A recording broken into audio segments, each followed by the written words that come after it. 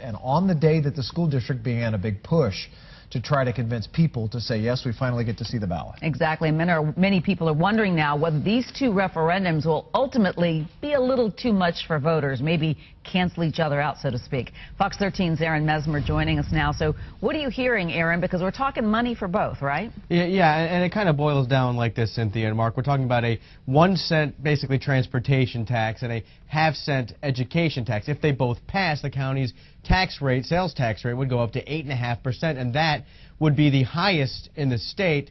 But, of course, this is a big if.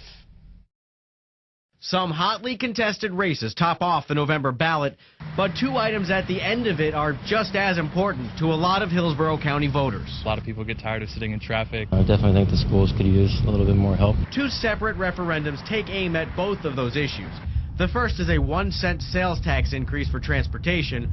Tyler Hudson, with the group All for Transportation, helped craft the proposal and says it will ease congestion by fixing roads and expanding mass transit. It aims to fix the problems that are myriad with our transportation system around the county. The other is a half-cent sales tax hike that, according to Superintendent Jeff Akins, would pour overdue funding into schools. A referendum is asking voters to invest, right? To invest wisely. And so, you know, an investment in our students is a wise investment. Some voters say it's a lot to ask. I think the transportation tax is going to doom the school tax. Karen Jaroch is the former vice chair of Hart Bus Line and an outspoken opponent of the transportation tax.